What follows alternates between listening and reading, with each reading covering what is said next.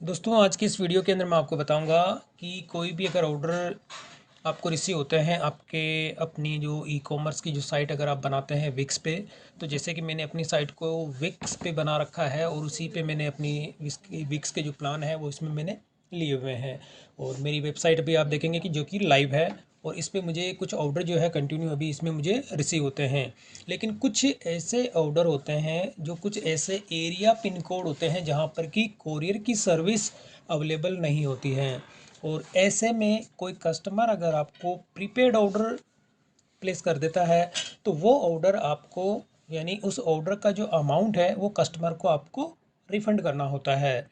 तो वो उसी का मैं प्रोसेस आपको इस वीडियो के अंदर बताऊंगा। तो जैसे कि ये मेरा स्टोर है ssdigitalindia.com के नाम से। अब इसमें मुझे एक ऑर्डर रिसीव हुआ और ये जो ऑर्डर था अब मैंने अपना पिकर पे इसका इंटीग्रेशन किया हुआ है।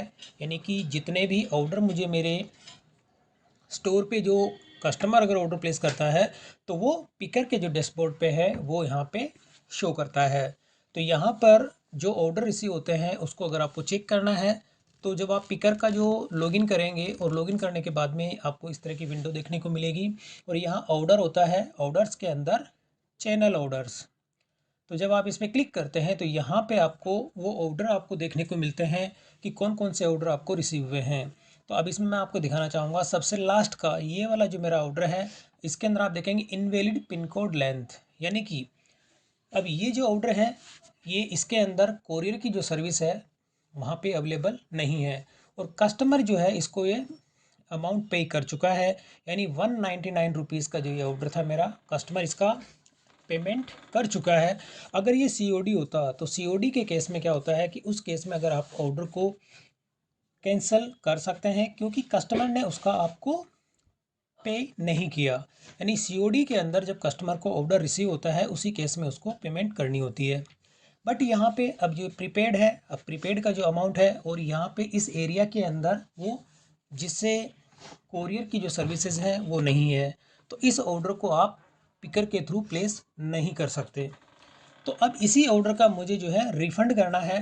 तो यहाँ पे रिफ़ंड के लिए मैं आपको बता देता हूँ कि जो आपकी वेबसाइट है उसके अंदर आपने अपना पेमेंट गेटवे जो सेलेक्ट किया हुआ है प्रीपेड के लिए तो आपको उस पेमेंट गेटवे के डैशबोर्ड पे जाना होगा।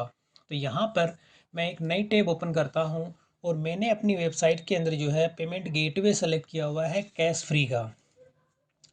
तो ये कैश फ्री जो है वो गेटवे मैंने अपनी पेमेंट गेटवे इसमें इंटीग्रेट किया हुआ है। और अब मैं इसका जो डैशबोर्ड है उसको मैं लॉगिन करूँगा यहाँ पे साइन इन।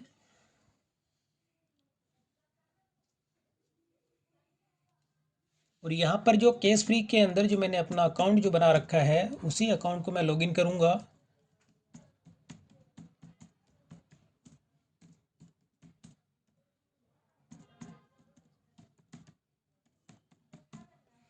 और ये मैंने किया यहाँ पे लॉगिन।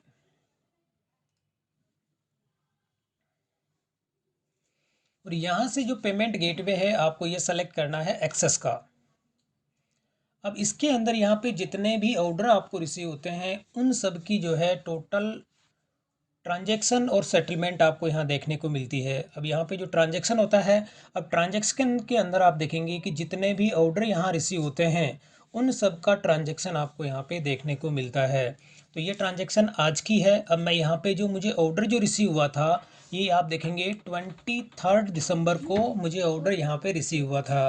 तो ये जो पेमेंट का जो रिफ़ंड का जो प्रोसेस होता है ये आपको 2 दिन के अंदर करना होता है। और 2 दिन के बाद जब ये अमाउंट आपके बैंक के अंदर सेटल हो जाता है उस केस में आप इस प्रोसेस से कस्टमर को रिफ़ंड नहीं कर सकते। क्योंकि अभी मेरे को ये 23 को जो है ऑर्डर अभी रिसीव हुआ था। तो आज जो है 24 दिसंबर है। यानी कि कल मुझे ऑर्डर रिसीव हुआ था और आज मैं इसका जो है रिफ़ंड कस्टमर को कर रहा हूँ। तो केस फ्री में आके आपको जो सेलेक्ट करना है जैसे लास्ट 7 डेज। और इसके अंदर आप देखेंगे ये जो 199 का जो अमाउंट है ये आपको ये सेलेक्ट करना है। और सेलेक्ट करने के साथ ही यहाँ पर आप देखेंगे कि ये रिफ़ंड का जो ऑप्शन है ये दिया गया है। अब आपको यहाँ पे करना है तो रिफ़ंड। तो जैसे आप रिफ़ंड पे क्लिक करते हैं तो ये 199 का जो है ये रिफ़ंड इनिशिएट हो जाएगा। और अगर आप नोट्स के अंदर कुछ भी अगर कमेंट देना चाहते हैं तो यहाँ पे आप वो कमेंट भी ऐड कर सकते हैं कि आप किस वजह से जो है यहाँ पे वो रिफ़ंड कर रहे हैं। तो यहाँ पे मैं डाल देता हूँ एरिया पिन कोड इश्यू।